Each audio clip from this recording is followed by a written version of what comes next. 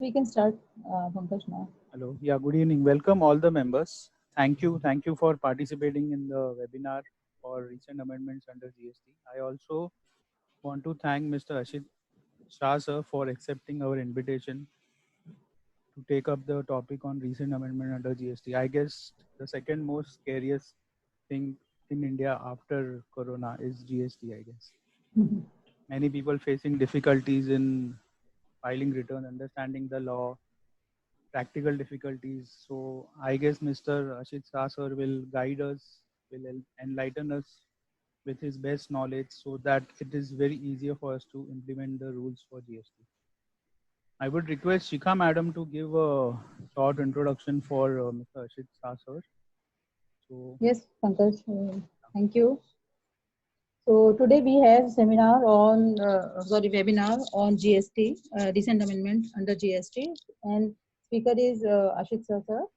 So he is a chartered accountant. He is having experience, 22-year experience in the field of taxation and in the area of indirect tax from last 1 decade. He is a founder partner of Mehta and Shah, a CA firm which is engaged in providing services in the area of taxation, advisory, accounting in the area of direct tax as well as indirect tax.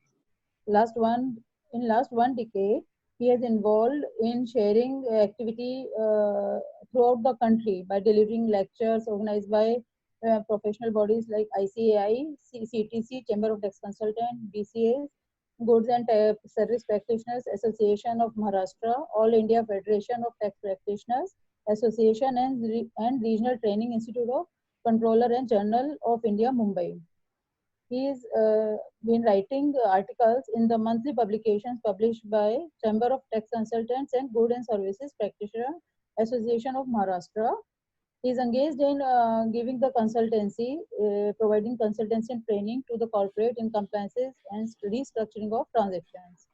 One of the he is a contributor to Referencer, which is published every year by Goods and Service Tax Practitioners Association of Maharashtra, and he has got is awarded for the best column writer for the year 2016-17 in the monthly magazine published by Goods and Service Tax Practitioner Association of Maharashtra. Um, he's also written a book as a co-author, Guide to Annual Return and GST Audit, published by WIRC in 1920. He's also a co-author of a book, Sabka Vishwas, uh, Resolution Scheme 2019, which is also published by WIRC in 2019-20. So now we will move to our session, and I will hand over the session to Ashit Shah sir. Ashit Shah sir, you can take it over Yeah. now. Hello, friends. Good evening. First of all, thank you, Pankaj and Shikha, for inviting me in the your study circle to share my views on this topic of the GST.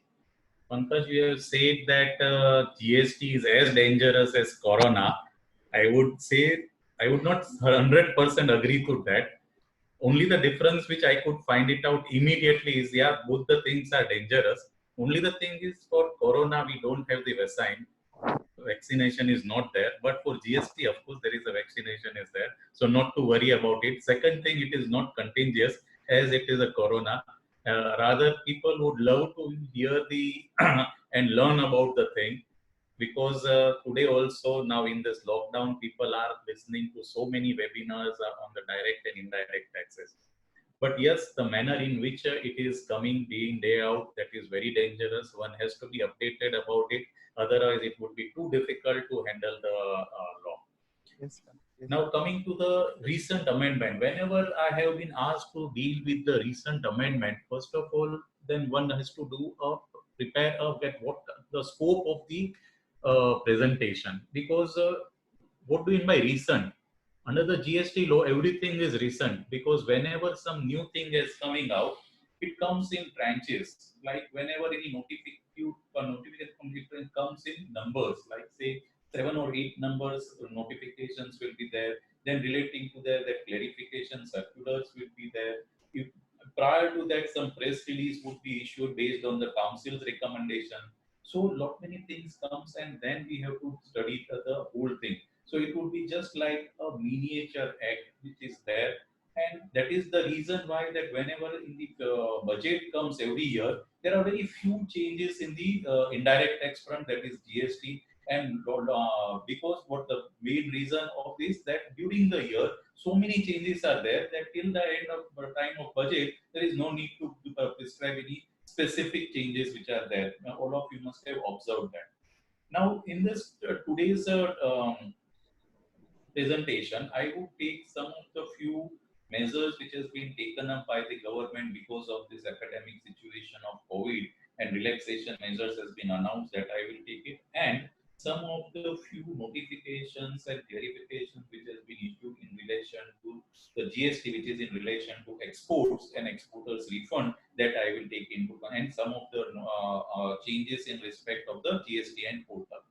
So now let's first go to the amendments which are in relation to the COVID. First one is the corona, because the latest attack, first of all, we will attack on that.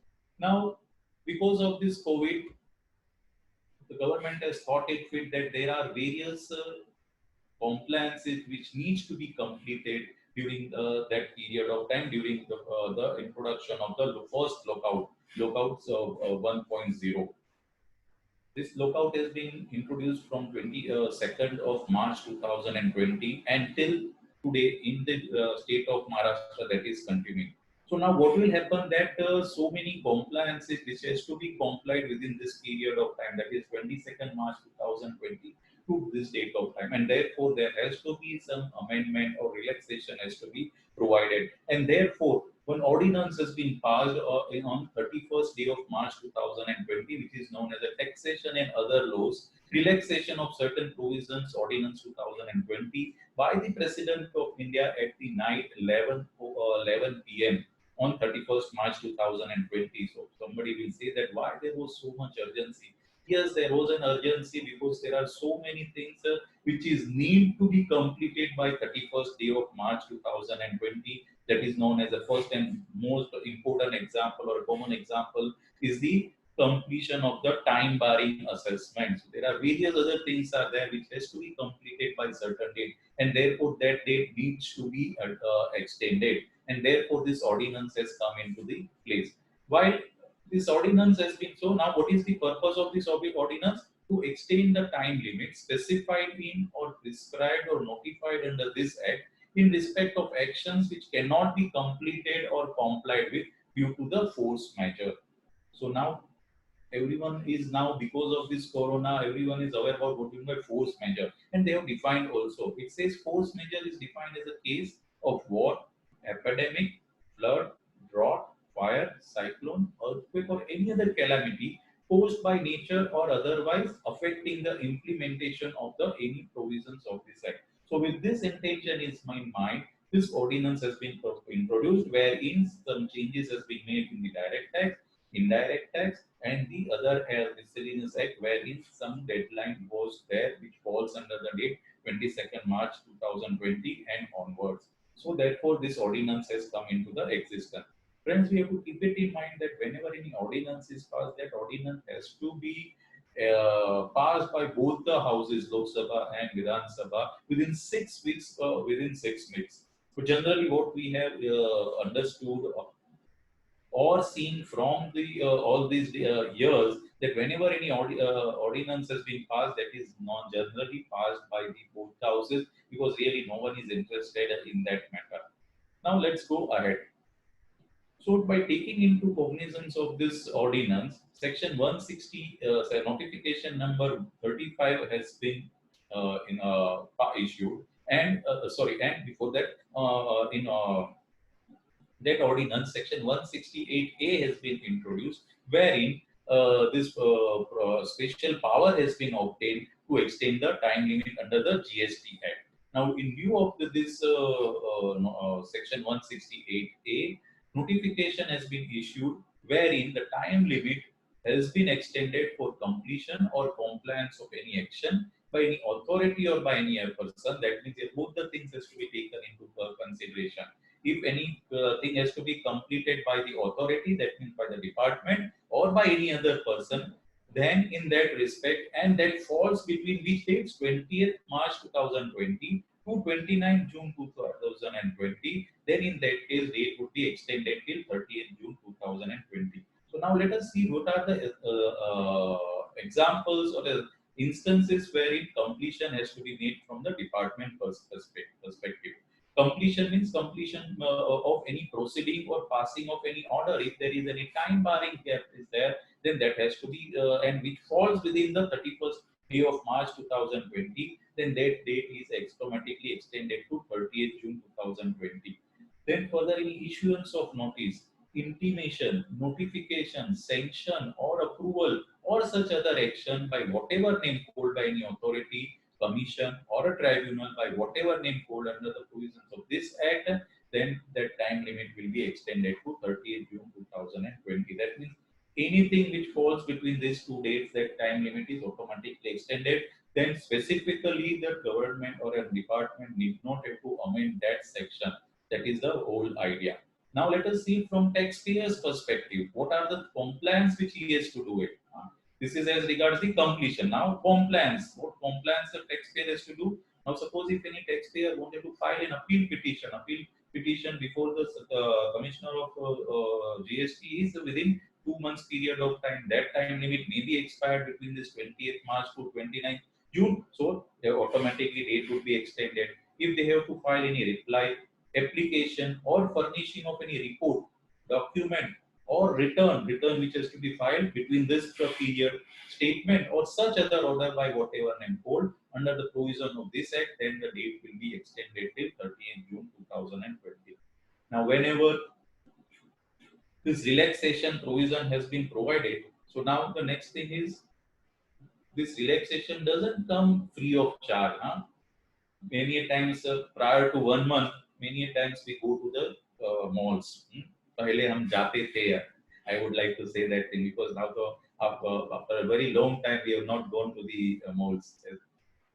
At that point of time, whenever we enter to the mall, especially this R City Mall, big hoardings we are seeing that, wherein it has been written sale to 50%, 40%, buy one get one free or buy two get one free. All types of relaxation or discounts or sales promotion activities we know.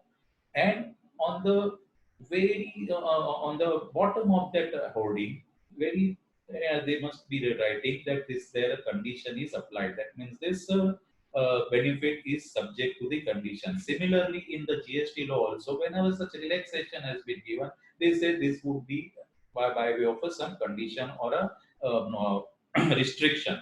Let us see what are those restrictions. So it says that this relaxation of extension of time limit of 30th June will not be applicable in respect of this kind of transaction. What are those? First one is time and value of supply, which is given under section 12 to 15. Then there is no need for any extension of time.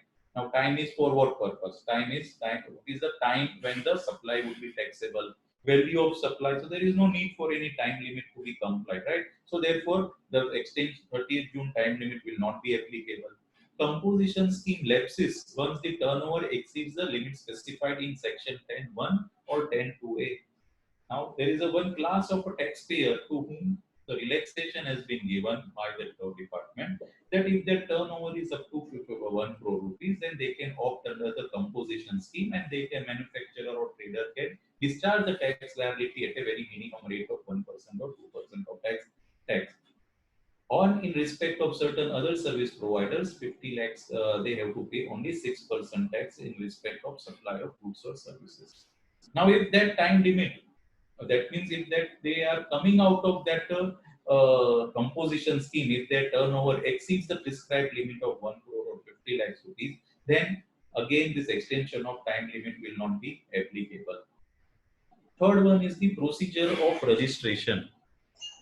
Now, for procedure of registration, what is there? They say there is no need for any time limit because there is no need to give any time limit. Why? Because you can sit at home, apply for the registration because now everything is online and you can very well do the registration. So there is no need for any extension of the time limit. Then registration procedure for casual taxable person and non-resident taxable person. Same thing would be applicable. Registration, no extension of time limit. Then issuance of tax invoices. Section 31 says that the tax invoice has to be issued within in respect of goods at the before or at the time of delivery of goods. Whereas in respect of services, supply of services, the tax invoice can be issued within a period of 30 days from the date of provision of service or receipt of money or whichever is earlier. So that tax invoice one has to issue it. Third, next, furnishing the details of outward supply. Now, details of outward supply has to be supplied in which form? GSTR 1. So say that section 37 is there. That said, yes, GSTR 1, we are not extending any time limit. Therefore, you have to file the return within the time limit which has been prescribed for that particular month. So if you are filing your return on a monthly basis, you have to file by the 10th of the next month. If you are filing quarterly returns, then you have to file by the 10th of the next quarter. Levy of late fees. There is no extension of time in respect of levy of late fees or any interest on delayed payment of tax. Then next is the power to arrest and liability of partners of the firm to pay the tax. Here also there is no need for any extension of time limit and hence it has not been provided. Penalty for certain offences under section 122, various penalty has been prescribed that if a person fails to comply with this, then they are liable to pay the penalty. Here also there is no need for any extension of the time limit. Then furnishing of the return, that is GSTR 3, section 39. So now you know that this section GST 3 is not there, but GST 3B is there. So again here also there is no extension of time limit for filing the 3B return. They have to file the 3B return and discharge the tax liability by the on the basis of periodicity which the taxpayer has to whom the taxpayer is applicable. However, this time limit will not be applicable to taxable person who is required to file return under section 51. That means the person who has registered themselves, if is required to deduct the tax at source, then the time limit will be applicable. If the person is collecting tax at source under section 52, then again this time limit will be applicable. That means time limit will be extended till 30th June 2020 for all the period which are falling due between the date 23rd March 2020 to 29th June 2020. And last one is the taxable person who is a non-resident person. So only these three category of persons has been given an extension of time limit. Otherwise, all the returns have to go within the required time limit. They are not automatically extended by 30th June 2020. And last one is the inspection of goods in movement so far as the e-way bill is concerned. So whenever you know that whenever the movement of goods takes place from one place to another and the value exceeds 1 lakh rupees in the state of Maharashtra, then in that respect e-way bill is mandatory to be issued either by the supplier or by the transporter or by the recipient of the goods. And when the goods are on the movement, the driver or a carrier has to carry that e-way bill with him. Otherwise, the goods will be seized and the vehicle will be confiscated. These are the provisions as regards the e-way bill. Now, what just imagine a situation that what will happen that if the goods has taken the movement of the goods from the supplier's premises or supplier's warehouse on say 28th March 2020, and he has to travel till say 100 between 100 and 300 kilometers. That means that goods must have to reach within the certain defined time which has been provided under section 138(10) of the CGST rules. Now, because of this lockdown, if it cannot reach, then what will happen? Then the provision has been made in the section notification 35 that where an e-way bill has been generated under Rule 138, then the period of validity which expires during the period 20th March 20 to 15th April 20, the validity of the period of such e-way bill will be deemed to have been extended till 30th April 2020. So these April tak badha diya.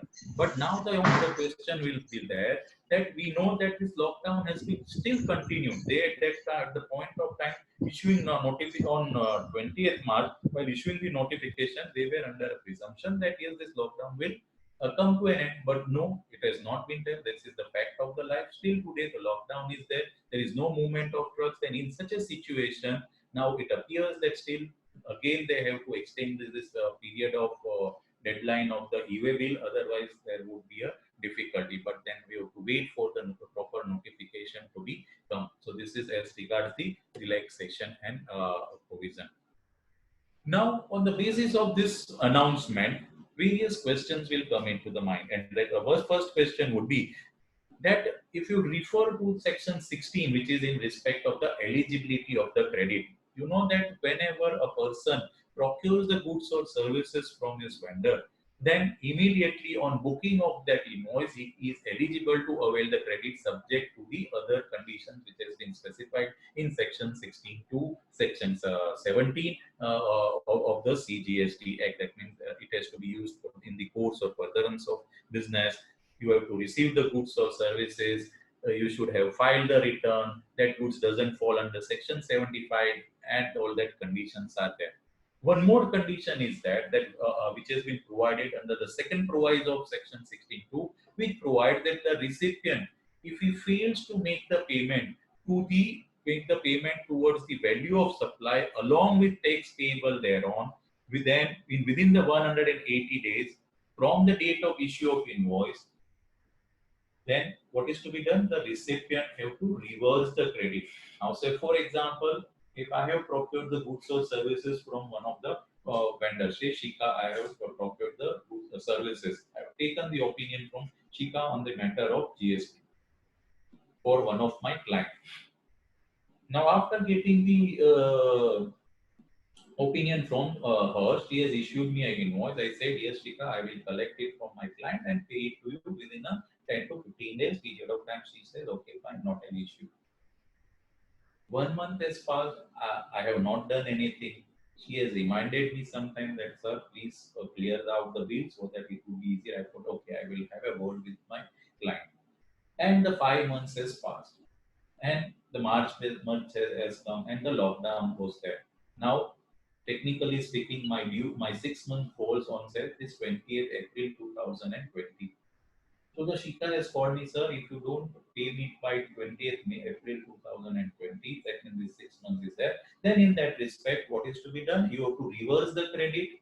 I said, okay, I have to reverse the credit. Then I said, then when I will get it, she says, whenever you make the payment, at that point of time, you are eligible to take the credit. But I said, sir, now, dear, everything is closed now. How do I make the payment? I don't have the fund. But she says, no, you have to reverse it. And then I have attended one seminar wherein they have said that yes, whatever payment which falls between this 20th March 2020 to 29th June 2020, automatically date will be extended to 30th June 2020. So now my question would be to her, whether am I able to take the benefit till 30th June 2020? I need not have to reverse on 20th April because of this notification number 35/2020. The obvious reason is no, you cannot are not eligible to take the credit. Why? Let's see and read again what it tries to say. What it says, where any time limit for completion of any action, completion or compliance of any action by any authority or by any person. Now there is no completion of any action by an authority in this respect. So any time limit for compliance or completion by the any person which has been specified or prescribed or notified that under this act, which falls within the period of 20th March to 20th June, then the date is extended. Now here nothing has to be complied with. What kind of compliance SSC has to do? Filing of any appeal, reply, application, furnishing of any report, document, return, statement, or such any other order by whatever name called under the provisions of this act. Now, they are not supposed to SSC to file any declaration before the authority. Yes, just make the payment. So, accordingly, in my view, that benefit of 30th June 2020 will not be applicable. I have to make the payment by 20th April 2020. If I make to fail the payment to Shika, then in that respect, I have to reverse my credit. That means on 21st day of April 2020, I have to reverse the credit which I have taken on the Shika's invoice. Now, if I fail to do so, then what do you think? The law says not a problem. You have to pay it along with interest. From which date the interest will start? The interest will start from the date of issue of invoice to the date of reversal. So that means suppose on 30th April 2020 I have reversed it, then my interest liability will start from the first day of the year invoice till 30th April, and I have to pay, reverse the I have to pay the reverse the credit along with interest at the rate of 18%. So this is the provision. So that benefit will not be eligible to me. Now let's see this compliance in filing the returns. This is the main crucial thing, because many of the people whose return for the month of February 2020, which falls due on 20th April, 20th March, and which has been extended for few couple of days in respect of those SSCs whose turnover is less than 5 crore and they are falling under that state-wise bifurcation, then they are facing difficulty. So now let us see and how they have to discharge the tax liability, file the return, whether any relaxation is provided or not. Now, first and very important thing, due date for filing of return under the GST law, that is GSTR 3B and 1, has not been extended, as we have seen the notification that this exclusion clause is relaxation clause is not applicable in respect of filing the details of outward supply under section 37, that is GSTR 1. That is not applicable in respect of filing the return pursuant to section 39, that is GSTR 3 or 3B. Interest and waiver of late fees, so that relaxation is not provided. Right now, however, this due date is extended only in this perspective of the calculation of interest liability, or the relaxation is there only in the late filing fees and interest only. Otherwise, my due date for filing the return would be the same. So now let's see how it works out. So पहले देखते हैं return GSTR 3B. Now you know that all the taxpayers are divided into various categories, and first this category is taxpayers on the basis of turnover. Turnover basis per return file. First is that the taxable person whose turnover is more than 5 crore rupees and above, so they have to file the monthly return. Right? Now, first February 20, unko return normal due date is 20th March 2020. So here the last date was 20th March 2020, so you have to file the return by this date. Now they are coming. Suppose if you don't able to file the return and pay the tax and file the return, then what they are saying, not an issue. We will levy you the interest. How we will levy the interest? It says we will levy the interest to the extent a concessional rate of interest would be charged, and that would be 9% from the due date of payment. Okay. Now, but the concession would be till what date? That they are saying you have to file your return by 24th June 2020. So, what is the thing? February 2020 return you have to file by 20th March 2020. If you don't able to file it, then your interest payment will charge. But they are saying how you will do that? You have to file your return by 24th June 2020. Then the relaxation in interest would be provided. What is the relaxation? First relaxation is concessional interest would be charged at the rate of 9% from due date of payment, and interest will be counted from the 16th date of days onward. That means interest will be not charged for the first 15 days. That means यहाँ 20th March है, तो आपको 15 दिन तक कोई tax interest नहीं लगेगा. That means by 5th of April 2020, you did not have to worry. आपको कोई tax interest नहीं लगेगा.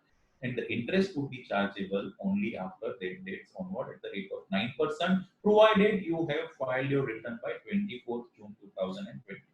Now let's see, is there any late filing fees favor? Yes. It says if you have filed your return by 24th June 2020, then amount of late fees which would be waived pursuant to section notification number 32/2020. So now the next question is, but what was the original amount of late fees? Then it has been prescribed under notification number 64. It says if your return is nil return, then your late filing fees would be rupees 20 rupees per day. In respect of other, your late fees would be 50 rupees per day. However, in no circumstances the maximum it would exceed 10,000 rupees. Maximum amount यहाँ उन्होंने fix कर दिया है. That is in respect of the late filing fees. So this is for the month of February 2020, and this has been by way of a notification number 31/2020. Now let's come to the month of March 20. March 20 the due date was 20th April. वहां भी उन्होंने बताया 24th जून को आप file कर दीजिए. And if you have filed it within 24 June, then there would be a relaxation of interest and late filing fees. Similarly, for the month of April, the due date was 20th May 2020. You have to file by 24th June 2020. Now see the anomaly. Now here they are saying that we will levy you the we will not levy you the interest if you pay it by 24th June 2020. In respect of all other compliances, they are saying if your compliance falls by 20th March to 29th June, your due date will be extended to 30th June. So यहाँ भी उनको 30th June कर देना था. Just for a week's purpose, why this different date is there? They have to be liberal. Why? I don't understand. So अगर एक week ज़्यादा दे देते तो it would be again 30th June. Yeah, then you say if you file it by 30th June, your late fees would be your interest would be relaxation. No late fees, but no separate date is there. So now we have to remember that this return has to be filed by 24th June for the month of February, March, and April. Now let's come to the month of May 2020. May 2020. Now here they have extended the date. Very funny situation. For the May 2020, the original date was 20th June 2020. Here they have extended the due date by one more week, 27th June 2020. Again a situation. Why like this? No idea. You do it by 30th June. Why for 3 days you are keeping the date like that? No idea. Now, whether relaxation would be there? No. Here there is no relaxation. If you are filing your return late by beyond 27th June 2020, then you have to pay a normal rate of interest at the rate of 18%, and normal late filing fees would be applicable. There is no waiver of the fees. So, for the taxpayers whose turnover is above 5 crore rupees, what is the important thing? Due date not extended. You have to file your 3B on the due date which has been prescribed under the law. Only the relaxation would be in the interest. What is that relaxation? You will get the relaxation interest only if you file your return by 24th June 2020. Then relaxation in interest would be your interest would be 9% per annum instead of 18%. And for the first 15 days, interest will not be charged, and interest charge method would be from the 16th day onwards. And as regards the late fees, late fees would be completely waived. So this is as regards the position of the taxpayers above 5 crore rupees. Now let's see the other now interest calculation. Very interesting, huh? Interest calculation, very interesting. So I have tabulated in that thing. Now I have taken a period that March 20 ka return. Due date for return for the month of March 20. So due date is 20th April 2020 pursuant to section 39. उसका 20 तारीख है. Now actual date of filing of return is say to 2nd May 2020. So my delay would be 11 days. Now since I have filed my return before 24th June, so I am eligible to avail the concessional rate of interest. So what is the concessional rate of interest? Number one, rate of interest is 9%, and number two, for the first 15 days there would not be any interest. So here there is for first 15 days I won't be charged any interest, and there is a complete waiver of late fees. बढ़िया काम हो गया. तो मेरे को मार्च का return है वो 2nd मई तक सबमिट कर देना था. Then in that respect, no interest and no late filing. Lovely. Now suppose that 2nd May I have missed it out. मुझे पता ही नहीं चला क्या होगा. तो मैंने बोला चलो यही रिटर्न अभी मैं 20th May को फाइल करता हूँ. मैंने रिटर्न फाइल कर दिया. So how much is the delay? My due date was 20th April. My delay was and I have filed the return by 20th May. So my delay is 30 days.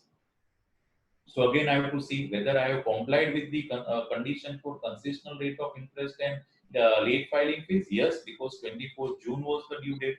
So I will get the benefit. Now, how to compute the interest? The law says for the first 15 days, no interest. So मेरा 15 दिन तक कोई interest नहीं लगेगा. For the next 15 days, interest will be charged at the rate of 9%. So from 6th May 20 to 20th May 2020, my interest will be levied. Late filing fees, complete waiver of late filing fees. Suppose मैंने 20th June को किया, 24th June को किया, I am eligible to get the benefit of concessional rate of interest. Why? Because my return has been filed on or before 24th June 2020. Concessional rate of interest means for the first 15 days nil rate, and then 9% interest per annum interest for the remaining days I have to file, and there is a complete waiver of late filing. Now the interesting things will come. Suppose I have filed my return by 30th June 2020. That means my delay in return is 71 days. Now that means now I have to verify whether the condition for concessional rate of interest has been complied with. No, I have not complied because my due date was 24th June to avail the concessional rate. So I have not complied with it. If you not avail the concessional rate of condition, then normal rate of interest would be applicable and normal late filing fees would be applicable. What is the normal rate? It says 18% for 71 days from 21st April 20 to 24 June 2020, 71 days पे 18% for annum का interest लगेगा and there would be no late filing fees waiver. You have to pay the late fees also. So these are the manner in which interest has to be calculated. So now just think about it, how much calculation one has to make. For the month of this COVID period, we have to prepare the formula based thing so that interest would be calculated in a proper manner. And very important thing is the due date, which is to be notified to the client so that they will be able to file the return correctly and on the appropriate times in order to avail the benefit of this concessional rate of interest and late filing fees. Now let's come to the other taxpayer. This taxpayer is having a turnover of more than 1.5 crore, but up to 5 crore rupees in the preceding financial year. So उनको कभी return file करना है, उनको return file करना है. Before that, ये जो category है, they have been artificially divided on the basis of states. Now, why this has been done? This has been done by 3rd February 2020 by way of notification number 7, because when filing the return on the last days, that is on 19th or 20th of the next of the month, people were facing a problem that whenever they are logging and filing to the GST and portal give you the one message. When it 1,50,000 taxpayers are in queue, so please wait. And accordingly, many people could not able to file their return. And that's why they have said that now the return filing would be in a staggered manner. What kind of staggered manner? That all the assessees are divided on the basis of the states in which their principal place of business is covered. So there are certain 10 to 12 states that say that their due date would be 22nd. There are certain states wherein the due date would be 24th. So now there will be 3 due dates for filing 3B. One in respect of the taxpayer whose turnover is more than 5 crore, उनके लिए 20th है. जिनका turnover less than 5 crore rupees है, but 1.5 crore से ज़्यादा है during the preceding financial year, then they would be again divided into 2 parts on the basis of states. Then the date would be 22nd or 24th, and third category फिर हम देखते हैं बाद में. Now their due date, so February 2020, they say either 22nd होगी या 24th March होगी. Again, there is no change in the date. Now here they say the due date, extended date for interest and liability, they say it is 29 June 2020. So if you file your return by 29 June 2020, then you will get the relaxation in interest and late filing fees. Let us see what is the relaxation in interest. It says interest would not be charged if the returns are filed within the prescribed due date. That means if your turnover is less than 5 crore rupees, and if you have filed your return before the due date, before this 29 June, for the month of February and March 20, then in that respect, your total interest, no interest would be charged, total interest would be waived. What about now late fees? Late fees, amount of late fees would be waived. तो ये जो छोटे जो व्यापारी है उनके लिए अच्छी सुविधा कर दी है कि उनको कोई इंटरेस्ट और लेट फीस नहीं है, but only the condition they to file the return by 29 June. तो फरवरी और मार्च का रिटर्न उनको 29 जून तक फाइल करना है. April 20 का return they have to file by 30th June 2020. Then they would be able to get the concessional rate of interest and late filing fees. Now let us come to the month of May 2020. May 2020, here also they have extended the date, and they have said that now they have to file the return by 12th or 14th of the July 2020. If they don't file the return by this date, then normal rate of interest at the rate of 18% would be applicable, and normal late filing fees would be applicable to this. This is by way of a notification number 31. Let's go to the another class of taxpayer. another class of taxpayer turnover below 1.5 crore rupees. Now this is the new thing which has been incorporated in this notification. Till the 23rd till this March 2020, there were only two class of taxpayers for filing 3B, above 1.5 crore, below 5 crore.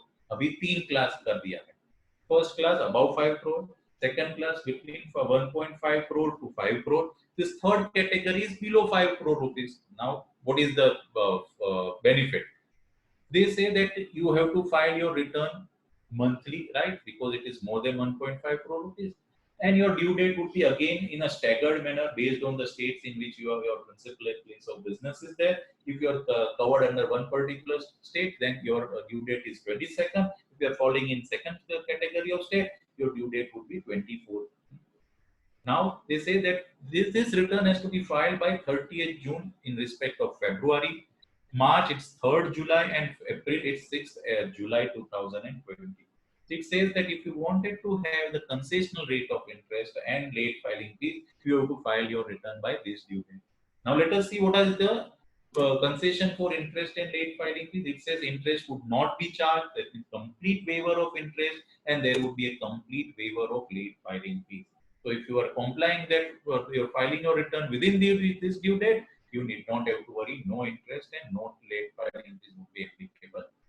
But again, in the month of May 2020, they have extended the date 12th or 14th of July 2020. If you don't file your return by this due date, 12 or 14 July 2020, then normal rate of interest and normal late filing fees would be applicable to that taxpayer. This is again by way of a notification number 31/2020. Now this 3B is completed, right? Now let's see what would be in GSTR 1. GSTR 1 mein what is the benefit which they relaxation which they have given. Again, GSTR 1 taxpayers are divided into two categories. Taxpayers up to 1.5 crore in the preceding financial year and taxpayers above 1.5 crore. Up to 1.5 crore, they have to file quarterly returns. GSTR 1 quarterly karna hai. And if it is above 1.5 crore, then they have to file monthly return. So, पहले देखते हैं quarterly return. What says? Quarter ended March 2020. They have to file their return. कभी करना है GSTR 1 outward supply by 30th April 2020. So now they are saying that yes, we are enhance extended date for the extend कर रहे हैं by way of notification 35, that is by 30th June 2020. Now tell me, is there any relaxation in interest is required? No, because this is merely a statement of outward supply. If you file it late, then there is no interest liability is there because we are not discharging the tax liability. Then is there any late filing fees if you don't comply with the date? Yes, there is a late filing fees. But here they say if you file it by 30th June 2020, no late fees would be applicable by way of notification number 33/2020. Then let's go to the quarter ended June 2020. The due date was is 31st day of July 2020. Again, there is no need for any relaxation because interest is not there for filing GSTR 1. Late filing fees, yes, there is a waiver of late filing fees, and late filing fees would be normal late filing fees would be applicable. No benefit would be given if you file it late. Similarly, for quarter ended September 2020, the due date is 31st day of October 2020. This is by way of notification number 27/2020. Why all these dates are important? Because sometimes when we see that yes, a date hai, but when we wanted to search the notification that which is the original thing, then it would be very difficult. So now that's why whenever I prepare my presentation, all dates should be there and mentioning of the notification. Otherwise, to find out is really a very difficult situation. Now let's see that taxable person whose aggregate turnover was more than 1.5 crore rupees. Now for more than 1.5 crore rupees, they have to file their return on a monthly basis. So March 20 का return अब यहाँ February 20 का return कभी जाता था? It would be last date was 10th of April. तभी तो this corona was not there, so उसका कुछ relaxation नहीं है. So now here the due date for filing of return is 11th April 2020. Extended date क्या बताया है? 30th June 2020. Interest, there is no relaxation is required, and late filing fees would be, if you file it before 30th June, then no late filing fees would be there, and you are totally waived. April 2020 का आपको file करना है. Original due date was 11th May. You have to file by 30th June. May 2020 by 30th June 2020, and normal late filing fee would, and the whole late filing fees would be waived. And if you file it beyond that period, then normal late filing fees would be applicable. So this is as regards the GSTR 3B and GSTR 1. Now these are the only returns which has to be filed under the GST law. The obvious reply is no. There are so many other returns which one has to file. Let us see which are the other returns to be filed.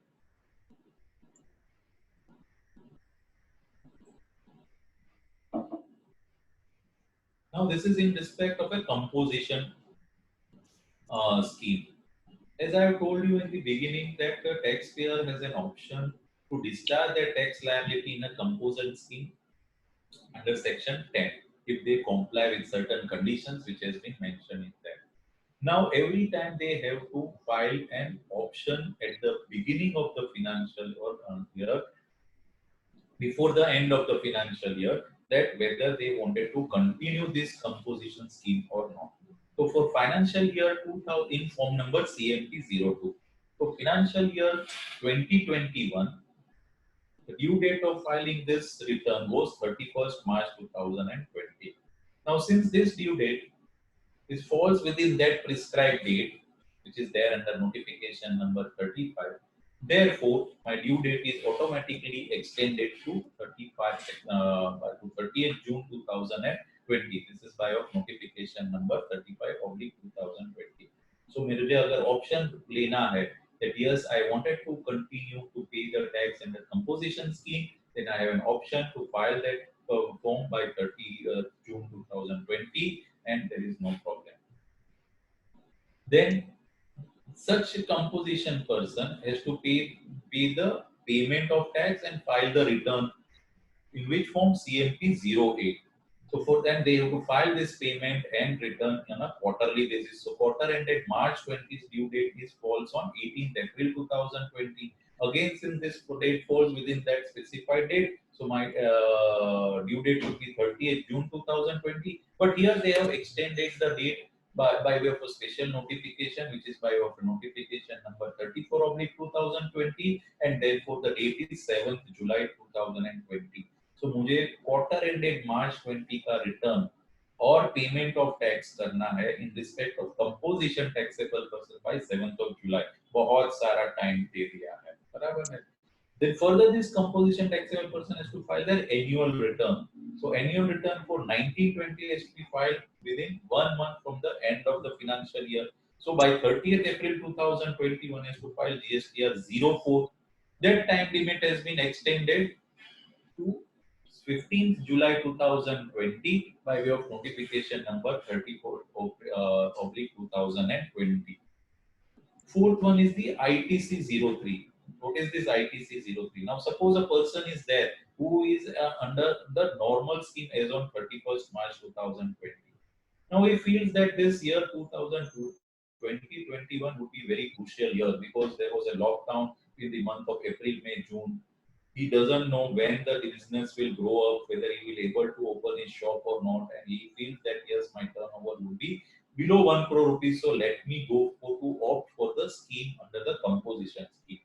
Now you know that once he wanted to go under a composition scheme, first of all he has to intimate them in CMP02. Next is that he has to reverse the credit of whatever stock which is there in his books of account, because he will be able to sell it at a concessional rate of tax. Full credit cannot be available, and therefore he has to reverse the ITC in respect of input which is lying in the stock or semi-finished goods or in the finished stock. So that he has to do it for the financial year 2021 by 31st May 2020. That time limit has also been increased to 31st July 2020 by the CGST amendment rules, fourth amendment rules by way of a notification number 30/2020. So this is in respect of a composition taxable person. So those who are having this clients of composition non-position taxable person, this code compliance needs to be made in the month of June and July 2020. Then another kind of return which has to be filed is by a non-resident person, taxable person. Now this non-resident taxable person, first of all, you have to understand what it means. So I have said it has been defined in the Act, and it says non-resident taxable person is a person who occasionally undertakes the transaction involving supply of goods or services or both, whether as a principal or agent or in any other capacity, but who has no fixed place of business or residence in India. They are known as a non-resident taxable person. So that doesn't mean your non-resident taxable person means who is situated, located outside India और वहाँ से यहाँ business करता है. No, it's not like that. ठीक है, हमें यहाँ income tax act we need not have to remove. So this kind of non-resident taxable person also have to file their return on a monthly basis. उनको कौन सा return file करना है? They have to file GSTR 5. So for the month of February 2020, their due date is also 20th of the next month. So for the month of Feb, March, April, and May, their due date would be 20th March, 20th April, 20th May, 20th June 2020. Now this date has been extended till 30th June 2020 in view of, because of the notification number 35/2020, because all these exceptions they are not covered within that exclusion clause of the notification number 35/2020. Now suppose if they don't file it by 30th June 2020, then is there any relaxation in the interest? No, there is no relaxation in interest. They have to pay the interest with the rate of 18% per annum. Normal rate of interest would be applicable. Is there waiver of late filing fees? No, there is no waiver of late filing fees. Normal late filing fees would be applicable. So now the next question is, what is the normal late filing fees? So normal late filing fees is not 20 rupees and there. Now here the normal rule would be applicable. Section 67, which says 200 rupees every day and maximum 10,000 rupees. So 200 rupees every day is the my late filing fees that would be applicable. So one has to be very much careful when you are filing GSTR 5 and other returns, which we will discuss it now. Then GSTR 6. The GSTR 6 needs to be filed by the input service distributor, and input service distributor has been defined under subsection 2, subsection 61. That means input service distributor normally distributes the credit which is there with them to their branches, which is located throughout on a pan-India basis. So this input service distributor have to file their return even on a monthly basis, right? But by the 13th of the next month. So for the period March 20, they have to file by 13th April. For April and May by 13th May and 13th June. As in the relaxation notification number 35, they are not covered under exclusion clause. That means benefit would be given to them, and that date would be relaxation would be till 30th June 2020. So उनको ये return भरना है 30th June 2020. Again, in COVID, there is no relaxation in interest and late filing fees. Therefore, if they fail to pay the return of GSTR 6 by 30th June 2020, normal rate of interest at the rate of 18% would be applicable, and there is no waiver of late filing fees, and normal late filing fees would be applicable, which is 200 rupees per day, maximum 10,000 rupees. Next return is GSTR 7. This return is known as has to be filed by a person who is registered by under a, because he is required to deduct the tax at source under section 51(2). Okay. Now this category of person, even they have to file their return on a monthly basis. When they have to file by the 10th of the next month. So for the month of March, April, and May, their due date was 10th of April, 10th of May, and 10th of June. Now, since this again doesn't cover under that exclusion clause, so this kind of taxable persons are in a position to avail the benefit of this extended date, and that is 30th June 2020. So they have to file their return by 30th June 2020. If now suppose if they fail to file their return by 30th June 2020, then what would be the thing? Then nothing. They have to file their. They have to pay the normal rate of interest 18%, no relaxation in interest, and no relaxation in the late filing fee. Normal late filing fees would be applicable.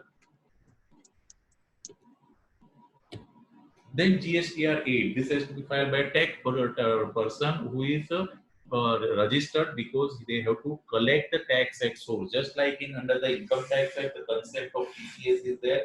Here also, the under the GST law, concept of tax collection at source is in existence. Now, who is to register under this thing? Every electronic commerce operator, those who have to collect the tax at the rate of 2% on the net value of taxable supplies made through the suppliers, where the consideration with respect to such supply has to be collected by this operator. That means, suppose this Amazon or a Swiggy, when they are acting as an aggregator, collect the money on behalf of their client and then remit it to the person, then in that respect, they have to collect the tax at the rate of 2% while remitting the fund and deposit on behalf of that supplier to the government exchequer, and the person on whose behalf the tax has been collected, they will be able to claim the credit for the same. They can transfer it to their cash ledger, and from that cash ledger, either they can take the refund or that can be utilized for the payment of tax. So this has to be done by 30th June 2020. If they fail to do so, then there is no relaxation in the interest and no relaxation in the late filing fees. They have to pay the normal rate of interest at the rate of 18%, and normal late filing fees of rupees 200 for every day, maximum 10,000 rupees. What is prescribed under section 47. Then next is the GSTR 5A. Another category of person is online information and database retrieval of information, which is known as a OIDAR. Under Rule 64, this kind of person have to file their return again, monthly return. They have to file by the next of the 20th of the next month. This returns, that means for the period of February, March, April, and May, that they have to file by 20th March, 20th April, May, and 20th June. Again, this the category of persons are not covered under that exclusion clause of notification number 35.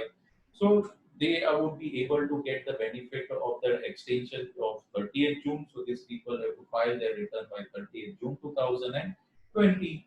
If they fail to do so, again, no relaxation of interest and penalty. So these all are the returns which the person has to file.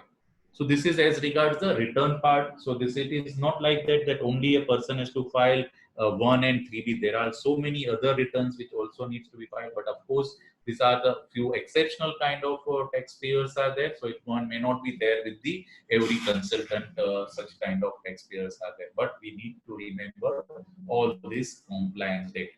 Another thing which compliance would be in respect of LUT. You know that when an exporter exports the goods or services, they have an option either to export the goods or services with payment of tax, that means by levying IGST, or without payment of tax, that means by furnishing the letter of undertaking.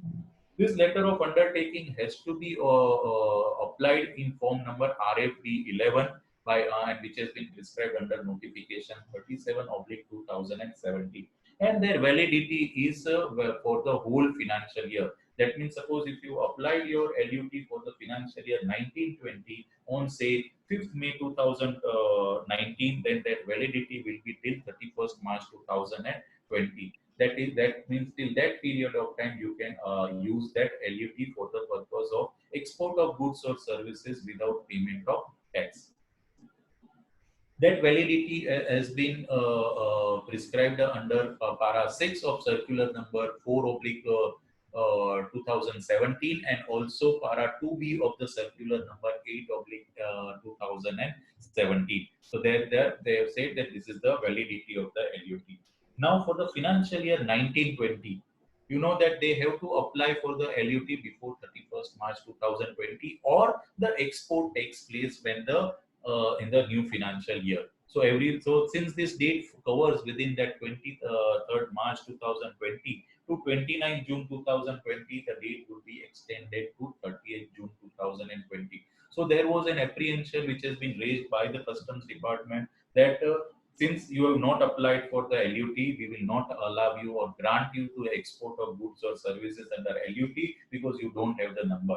So therefore, the Customs Department has come out with a clarification on 30th April 2020 and said that this date is automatically extended till 30th June 2020. However, this exporter have to apply for this LUT under in form RFD 11 on or before 30th June 2020. And if any exports takes place between 1st April 20 to 30th June 20, then they have to make the put the ARN number which has been there for the financial year 1920, and the exports can be made for under the LUT without payment of tax. So one more thing which you have observed over here is that this circular or a clarification has been issued not under the GST law but by the Customs Department. So what it presupposes that if we wanted to practice under the GST law, then we need not have to go through the notifications and clarifications of only GST law. We have to see even the customs law because the refunds mechanism is prescribed under the customs law, and therefore we have to refer to the customs law also. So this is as regards the application for LUT. The next relaxation is in respect of input tax credit.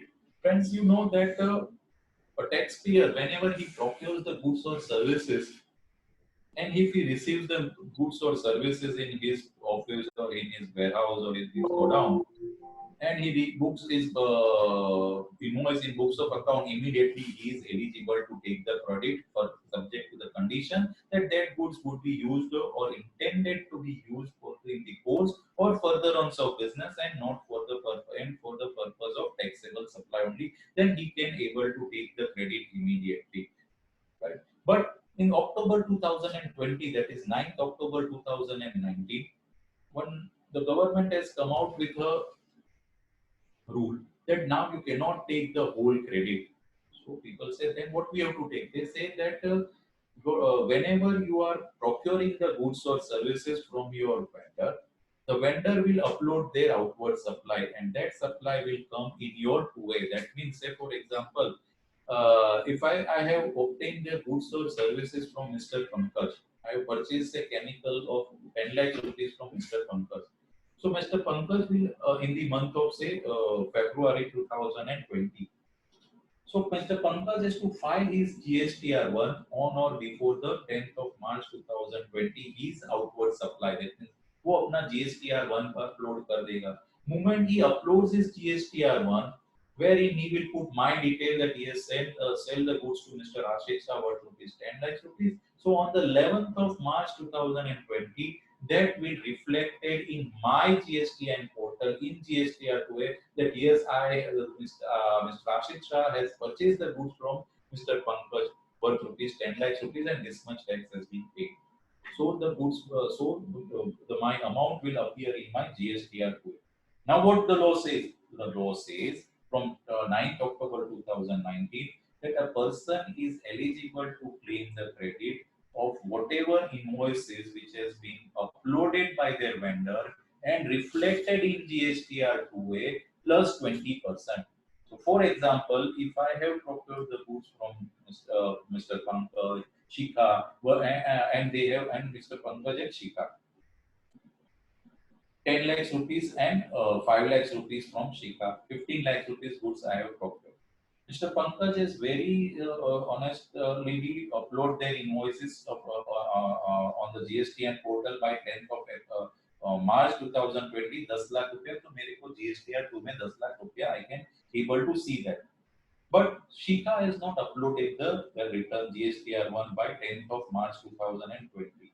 So now the law says that though in my books of account I am having a purchase of 15 lakhs on which whatever tax at the rate of 18% is there, I cannot claim the credit of that amount of both the invoices. I can claim the credit of only to the extent of the invoice which has been uploaded by Mr. Pankaj plus 20%. That means presuming 10 lakhs rupees is the tax, so 10 lakhs rupees plus 20% is 2 lakhs rupees, only 12 lakhs rupees tax I can take the credit after 9th October 2019. Now this was the provision of 20% till 9th October 19 to 1st January 2020.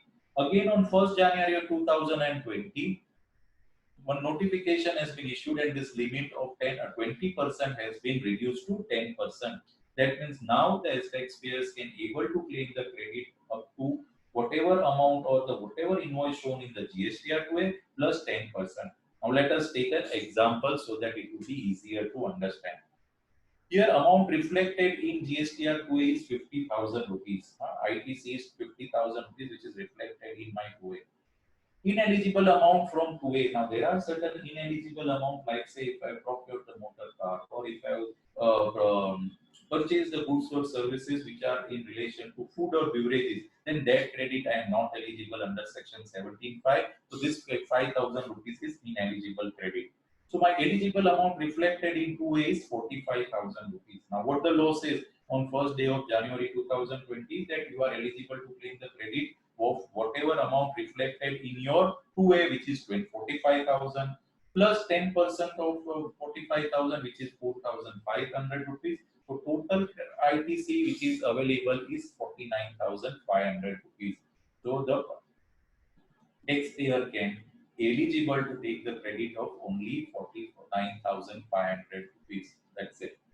So now, because of this COVID situation, some relaxation has been provided to the customer, to the taxpayer. What kind of relaxation? Now they are saying that now you take the credit which is there in your books of account, irrespective of the amount which is reflected in GSTR2A.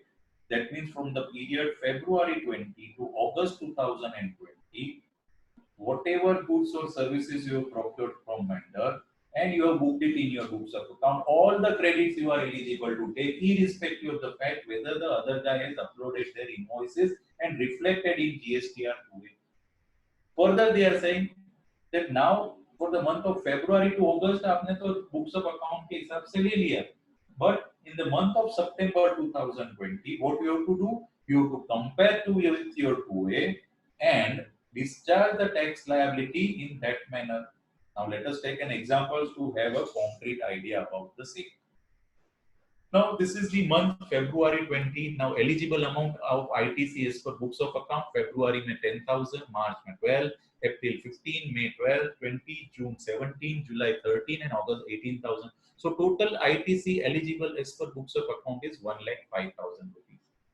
Total eligible ITC as per GSTR 2A was 68,200 rupees. So ये मैंने inward supplies लिख दिया है. That means my vendors have uploaded the invoices to the extent of only 68,200 rupees. So technically speaking, prior to this relaxation, I would be eligible to claim credit of only 68,200 plus 10%. But because of this relaxation provision from February to August 2020, I am eligible to claim this 1,05,000 rupees in all the returns for the period February to August. I am filing it. तो मैं 1,05,000 ले सकता हूँ refund. But now what the law says that in the month for filing the return for the month of September, आपको पूरा जो भी excess credit ले लिया है वो आपको वापस कर देना है. तो कितना credit excess लिया है हमने? Let us see in this slide. ITC claimed as per GSTR 3B for the period February 20 to August 20, 1,05,000, which you can show it, see it over here. Eligible ITC as per GSTR 2A for the period February to August 2020, 68,200, which you can see it over here. Now what the law says that I am eligible to the extent of 10% of the GSTR 2A or 110%. So 68,200 ka 110% would be 75,200. Or 68,200 ka 10% would be 6820. That would be a rate, so 75,020. So maximum amount of ITC eligible is 75,020.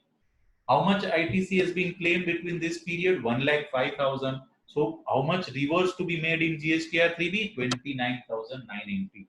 So in the month of September 2020, while filing the return in GSTR 3B, I have to reverse the credit to the extent of 29,980.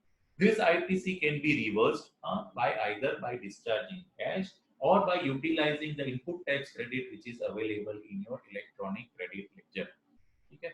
However, in the month for filing the return for the month of September 2020, you have to follow the old rule. And what is the old rule?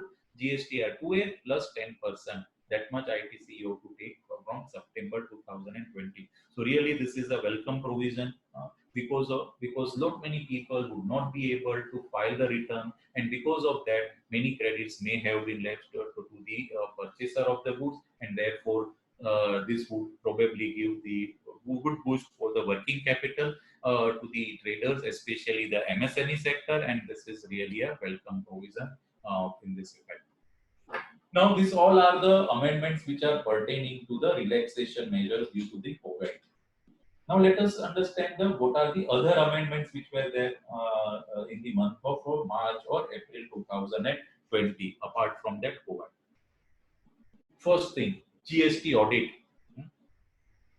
This would, I would say, a relaxation to certain taxpayers and not good for the tax practitioner's perspective. Now, the law says that section 44, 35, section 35, it says that every registered person has to get his accounts audited if his turnover exceeds some prescribed limit, and prescribed limit was 2 crore rupees.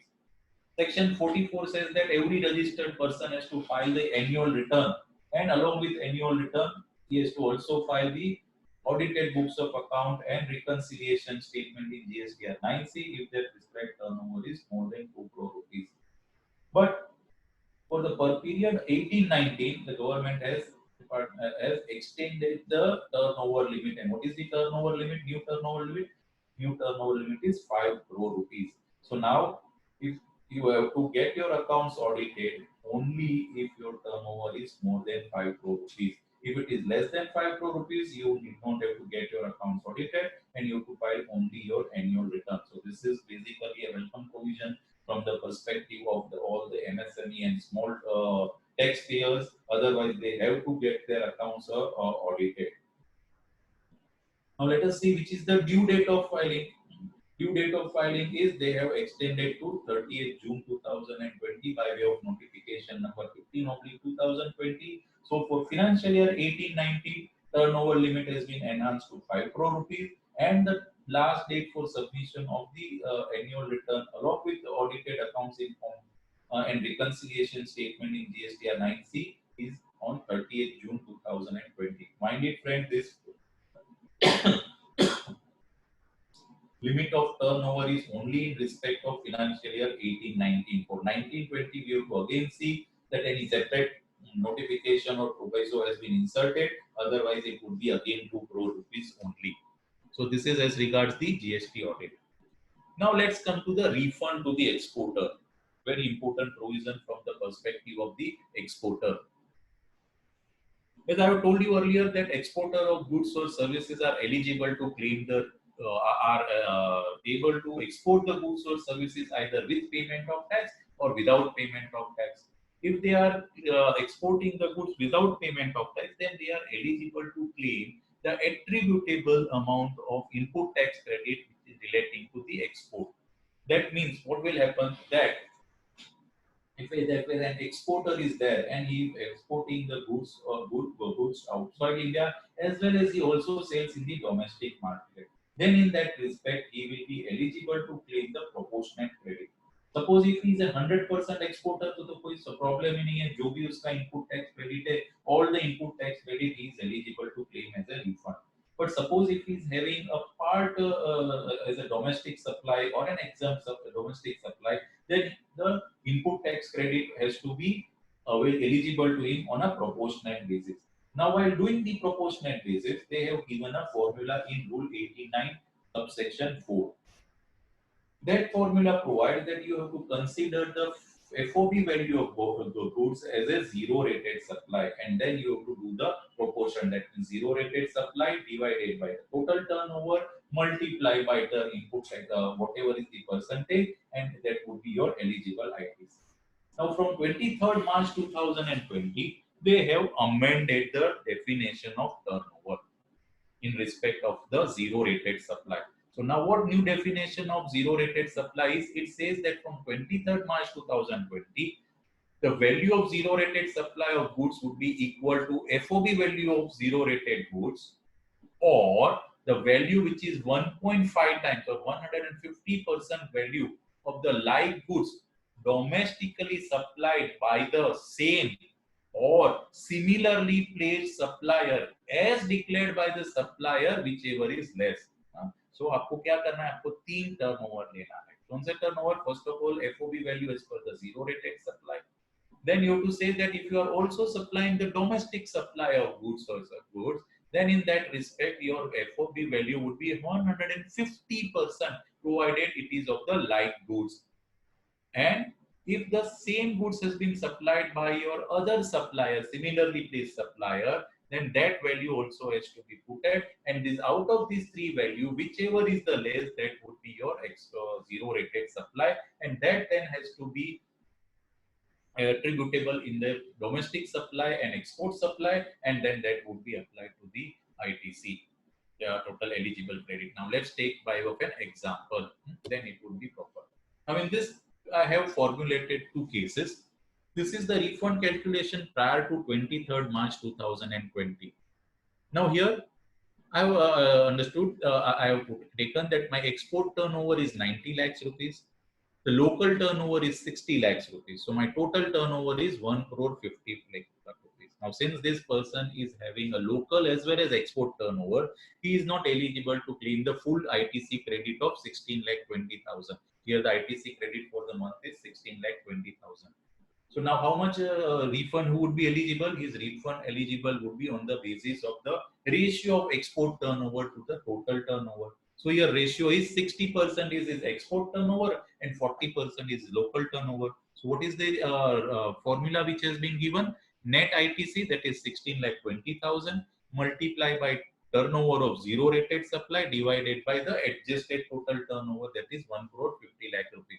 So here my FOB value of goods is 90 lakhs. My value of domestic supply by the exporter is 60 lakhs. Here I did not have to take the domestic supply by other supplier. So my 16 lakh 20,000 into 90 lakhs divided by 1 crore 50 lakhs total turnover. So my maximum refund would be 9 lakh 72,000. Now let us take the current situation after 23rd March 20. What will happen? Same comparison is there. My export and local turnover is 60-40. That my export turnover is 90 lakhs and local turnover is 60 lakhs. Now let us calculate what it says. Now I have to calculate my FOB value of zero rated supply. So the new provision says, first of all, you have to calculate your FOB value of zero rated supply, which is 90 lakhs rupees.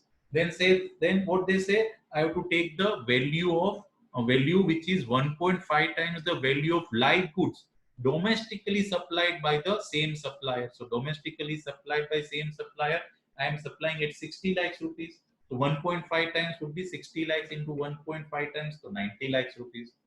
Further, or what it says, or supplied by the same or similarly placed supplier. So now presuming that this supplier is in the Mumbai, similar supplier is also in Mumbai and he is supplying the goods at 50 lakhs rupees domestically. So my 1.5 times would be 50 lakhs into 1.5 times, it will be 75 lakhs. Now what I have to do? I have to compare these three price 90, 90 and 75, and whichever is less, that I have to substitute it for my turnover of zero rated supply. So my zero rated supply would be now 75 lakhs. My adjusted turnover is 1 crore 50 lakhs. My input tax credit is 16 lakh 20,000. So my maximum refund is 8 lakh 10,000. So just see the difference, 9 lakh 72,000 and 8 lakh 10,000. Huge difference would be there. So now all the exporters who are exporting the goods under LUT have to be very much careful. Next problem. This is applicable only in respect of export of goods under LUT. So if the exporter is exporting the goods with payment of tax, this kind of problem is not bound to come here. There. But another important thing which will come. Now this provision has come from 23rd March 2020. Now it may so happen that my refund application is for the export for the period earlier than this 23rd March 20. That means it may be for December 19, January 20, February 20, and which has been filed by after 23rd March 20.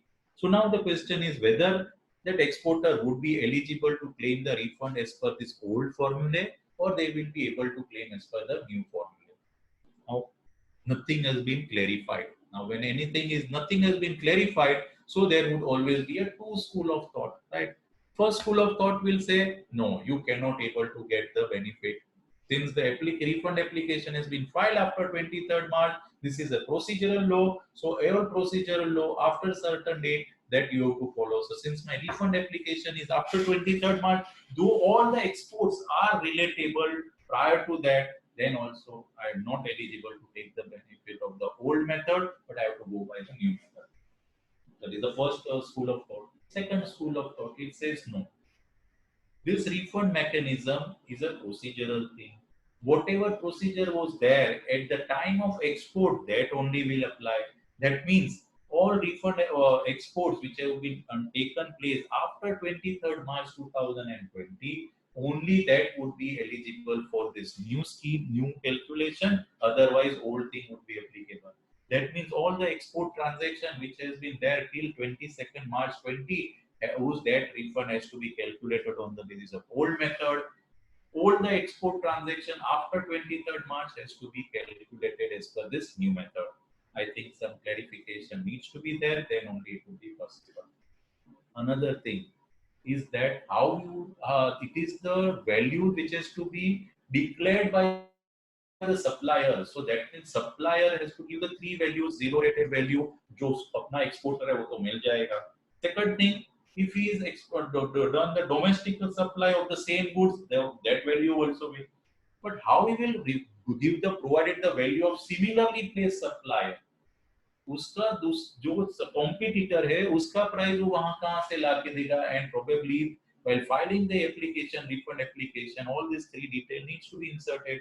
Now that means when it comes to the officer for verification of the form and of the refund application, at that point of time, how we will ascertain that the amount which has been provided for the similarly placed supplier, that is correct or not? How to establish it? All this is not at this point of time very much clear, and I am very much sure that such kind of provisions will not be sustained in the law, because one cannot artificially put a cap on the person that yes, this is my export value. So probably in the days to come it will be challenged before the High Court, and these provisions will definitely be stuck up in the near future. So this is as regards the refund of exporter. Then another provision in respect of this exporter. As I have told you that these exporters are eligible to claim the ITC of the taxes paid, that is with payment of tax, and the ITC, that means under the LUT, without payment of tax, they can able to claim the refund from the government. Now, once the refund has been granted, after scrutinizing all the conditions and which has been prescribed under the law, the exporter have to receive the payment within the prescribed time limit which has been prescribed under the FEMA, and that prescribed time limit is 12 months. Then therefore he has to bring the money in the convertible foreign exchange of the goods or services which has been exported by them within 12 months, the time limit which has been prescribed under the FEMA, including the extended time limit. Now suppose if that amount which has not been brought within that 12 months period or extended time limit under the FEMA, then in that respect what the exporter needs to do, exporter को क्या करना होगा? जो भी refund मिला है उसको, that money has to be refunded back to the government, because he is not able to bring back the sale proceeds of the export of goods or services. Okay? Now, if we don't reverse the refund the money within 30 days time period, then he has to refund it within with interest, with applicable rate of interest, and the amount would be recovered pursuant to section 73 or 74. This new rule has been inserted from 23rd March 2020 by notification number 16/2020. Now further, many times the Reserve Bank of India will extend the time limit, or it may write off the requirement of realization of the sale proceed. Then in such a situation, the exporter need not have to refund the money which he has received from on the export of goods or services. Now, The thing is that he has refunded the money because he cannot able to bring the money within the 12 months period of time.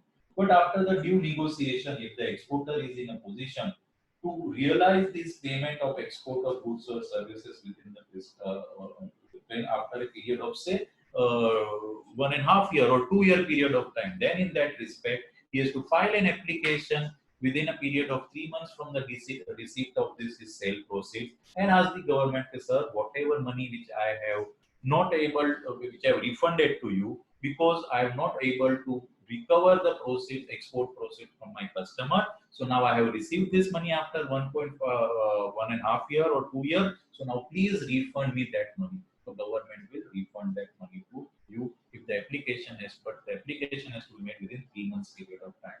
Here the irony is that suppose if you have refunded the money along with interest, that interest will not be refunded back to you under any circumstances. Then very important adjustment, interhead adjustment.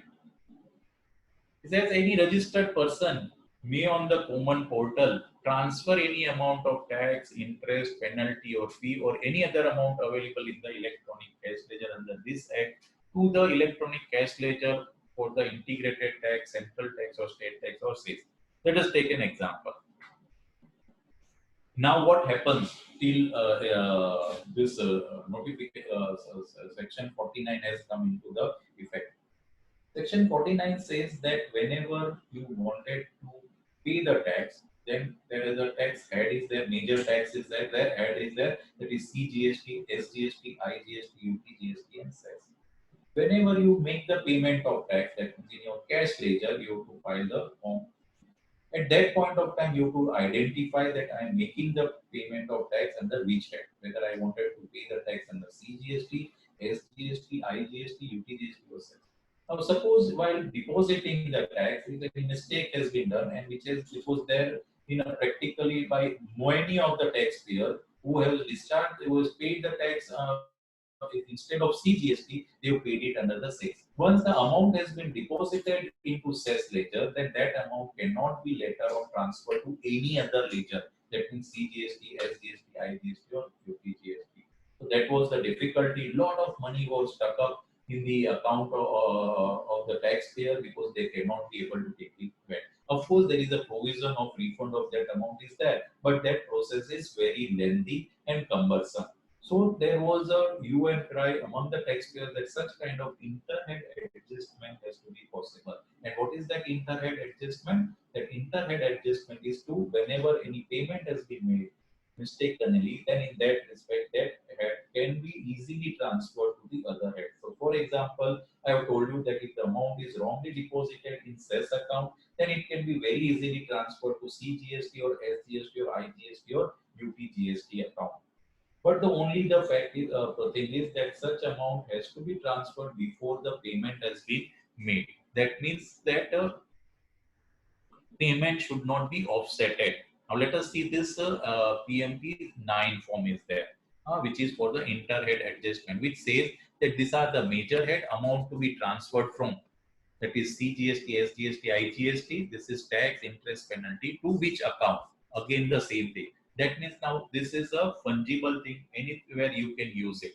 That means whenever a person wanted to utilize this amount which is lying in one tax account can be easily transferred to another. But for that matter, he has to file PMT 09 form in the GSTN portal. When the payment is made under wrong head, it can be changed later on, but the changes can be done before utilization of account. That means once the amount is utilized, then you cannot do anything. So this is a welcome provision, that is interhead adjustment under section 49, and so that now the money will not be stuck up for the taxpayer and it can be very well transferable. Then next is the method of authentication. Now, how you will authenticate the transaction? You know that everything is computerized, electronically based, so there has to be an authentication. And therefore, the law provides that if you are filing any document, online document, whether it's a return or any document, it has to be properly authenticated. So the law has provided that in respect of any proprietorship or a partnership firm or an individual, that authentication has to be sent by giving you the electronic verification code to that is EVC by OTP. That means that person will receive one password, OTP, one-time password in his mobile, registered in a mobile number, and by giving that, he can upload the document electronically. However, in respect of taxpayers who are a corporate entity or an LLP, they are not in a there the authentication was only through by way of a digital signature. Otherwise, you can without affixing the digital signature certificate, you cannot file your document. So that now in this COVID situation, that was creating a lot of problem because many taxpayers' digital signature was in the office. The office was cannot be opened because of this lockdown condition, and if they wanted to file the return, how they will file it, and therefore a relaxation has been provided. Only that now the document can be uploaded with the EVC only, that is electronic verification code. However, at present it is applicable only in respect of filing of GSTR 3B. Yet that GSTR 1 is not applicable, but we are very much sure that in the time to come, such documents and returns other than 3B will also be authenticated by way of an EVC and one-time password. Next is in respect of again refund to the exporter. Now this is in respect of when the exporter exporting the goods through by way of making payment of tax. Now whenever the exporters are making file an application for refund of tax under this payment of tax, then at that point of time the customs department through their portal directly give the refund to the exporter. Now how it will work? The exporter first of all has to file the upload their outward supply. When they are uploading the details of outward supply, it will also include the details of exports also. And in that details of export, they have to give the details of like shipping bill number, value, port code, and so that all the details which are required in the shipping bill that will be uploaded in their outward supply. That outward supply detail will be compared by the customs department with their shipping bill. If all the details are tallied, then they will issue the refund automatically and it will be credited to the exporter's bank account. But if there is any mistake, and if the details are not matching, then in that respect an error comes, and that error is known as SB005 error. That means most of the time bill number is not matching or value of the transaction is not matching, and at that point of time an error comes. With that error is known as SB005 error. So therefore they cannot able to get the refund. So in order to help to the taxpayers, now the customs department has come out with a relaxation circular and says that all the exporters whose refund application, whose refund has been held up because of the error of this SB05 error, then they can approach to the custom department and their invoices which has been there till 31st December 2019, they are eligible to rectify that error so that they can take the get the refund at an early date, so that there would be a relaxation to that manner. So this is again a very favorable circular which has been issued by the customs department, which is circular number 22/2020 dated 21st April 2020. So this is as regards the benefit to the refund to the exporter. So friends, here I have tried to complete the things within the time which is allotted to me, the latest provisions under the amendment under the GST.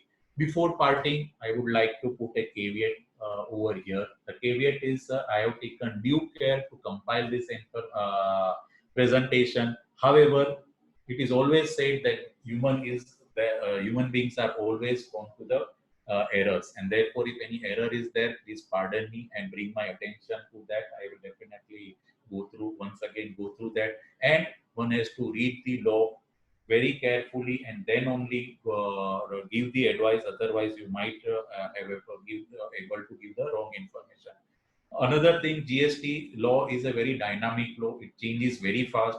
It may so happen that after finishing of this my webinar, some new clarification or notification will come. And there are also chances that my view also will change because the law is very dynamic. So one needs to be very careful. And that's why it has been said that kids loves the sales tax.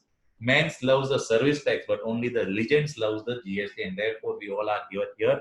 Friends, my request to all of you that in this burden of GST or this COVID, don't be stressed out, but you live your life in a stress-free manner, completely with the family. Then only you can able to enjoy the life. And lastly, again, I will thank to all the both the coordinators of Chimbu's CSCP Study Circle to invite me over here and present my views to the members of the Chimbu Study Circle. Thank you very much.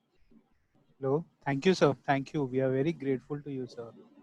This presentation and the webinar has been proved like a Sanjeevani for us.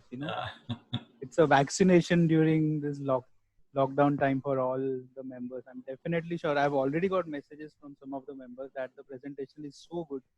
It's very easy to understand as well. Otherwise, many members would have spent time in researching, and then Correct. they must have committed some mistakes also, which they would have come to know later when they meet some other professionals. So it would have been very difficult for them to implement such corrections also, because once we have filed the return, you cannot correct it. There is no. Yes. So thank you, sir. Really thankful to you, sir. My pleasure. There are some queries from the members, sir.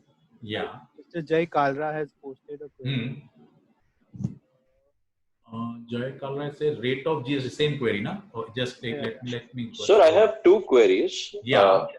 First query is that my turnover in 18-19 was below 5 CR, and Okay. for the year 19-20 it became more than 5 CR. It crossed 5 CR. Okay. So what would be the due date for April month? For the month of March. So for the month of March, you have to see the previous year turnover. Yeah. So But you then have to, April for return I April, can't find. yeah. So for April 20, you have to see the turnover for financial year 19-20. For the month of March 20, you have to see the turnover of 18-19. Okay. Yeah. Okay. And so one more query. Actually, there was for which GST rate was changed during the last meeting. हाँ. So sir, ऐसा हुआ था कि one of the products for which the rate was changed has been dispatched before 1st April, but due to this coronavirus and everything, it was stuck in transport. It has not been delivered. Payment is also. So sir, what rate would be applicable? The new rate or the old rate? Section 14 also and notification number 66 is also there. So yeah, Just 14 says correct. So you have to go to the section 14, and section 14 says that you have to comply with 3 conditions. Out of 3 conditions, 2 conditions fails in the old regime, then you have to apply the old rate. If the 2 conditions are fulfilling in the new tax regime, you have to follow the new rate. So that means what are those dates? That date of issuance of invoice, then date of receipt of money, and the actual performance. तो आपको 3 date देखना है. वो 3 date में से कौन सी 3 date बाद में फॉल होती है? अगर वो बाद 2 डेट वहां फॉल होती है, न्यू रेट रीजन, तो न्यू रेट लगेगा. दैट मींस आपको देखना है इनवॉइस कभी बनाया आपने. सो बिफोर मार्च में ही बना दिया. बिफोर मार्च. पैसा कभी आया? पैसा अभी तक दिया ही नहीं है. पैसा दिया ही नहीं. गुड्स कभी गया उसके पास नया ईयर में, तो आपका नया न्यू रेट लग जाएगा. सर लेकिन नोटिफिकेशन नंबर 66 था ना वो एडवांस को निकालने के लिए, which is that in all cases section 14 में भी it will be applicable rule. If it is good तो एडवांस में का टैक्स लगाने का सवाल ही नहीं है ना. एडवांस है ही नहीं सर, लेकिन वही था कि is it applicable only to advance और पेमेंट बाद में, तो पेमेंट का कंडीशन ही इनवैलिड हो गया बाय दैट नोटिफिकेशन. नहीं तो आपको 14 ही अप्लाई करना पड़ेगा सर. 14 ही करना पड़ेगा. यस. Okay, thank you. या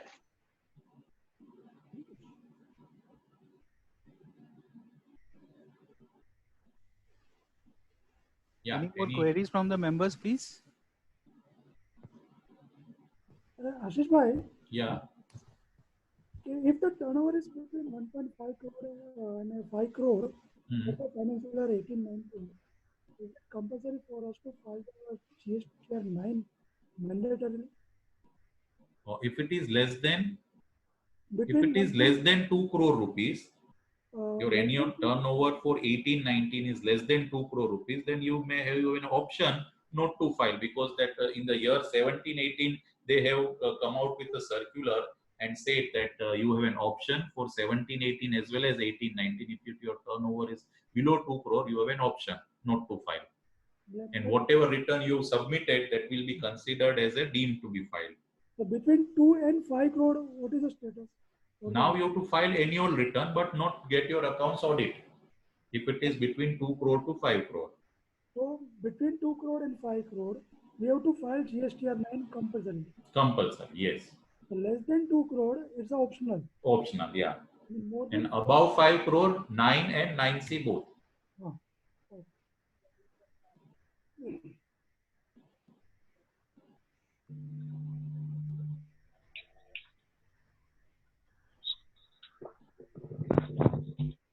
Any more queries from the members, please?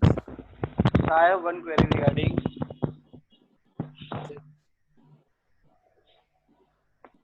I'm audible right now, sir? Yes, sir.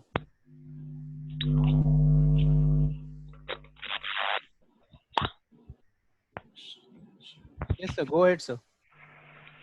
So my query is regarding GST and annual return, where we have to report import of IGST product of import on goods. In earlier year, for the financial 17-18, there was a circular issued where we have claimed for IGST on import of goods for the financial 17-18 up to March 19. So we're reporting the entire amount in part 3. But right now for the financial year 18-19, there have been no such circular has been issued. So what we can do for this? Basically, see, first of all, you should ask the query relating to this amendment, right? Oh, but I will definitely give you the reply. Don't worry about it, right? Otherwise, what will happen that other members' query relating to this cannot be attended. But that is not an issue. Now, the form 9, which has been there, it is a faulty form. Everyone knows about it. Now, the information which has to be filled in table number 8, 9, 10, they all are of no use. They have said it. Okay, now it becomes an optional. So the information which was provided that in respect of import till March 19, you can till March 19, you can put it March 18, you can put it in that table number 6. That is only for the very particular period.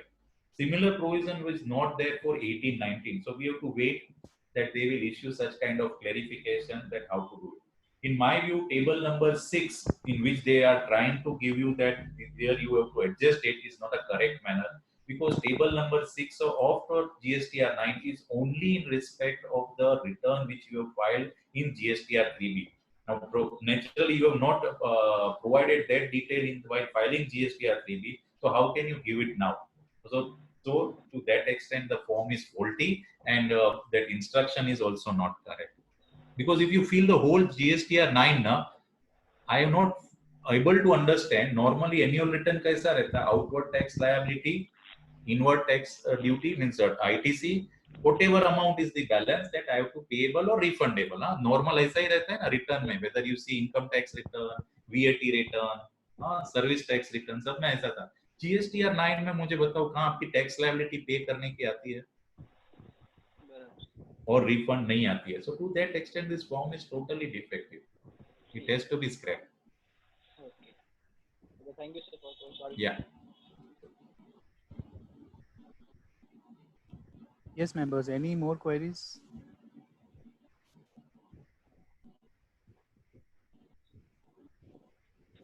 Okay, I guess there are no more queries. I would once more like to thank you, sir. I would request Paresh Mehta, sir, to do vote of thanks, please.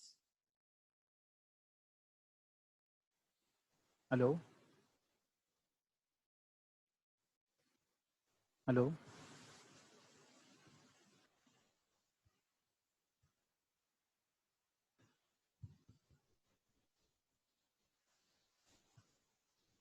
Hello.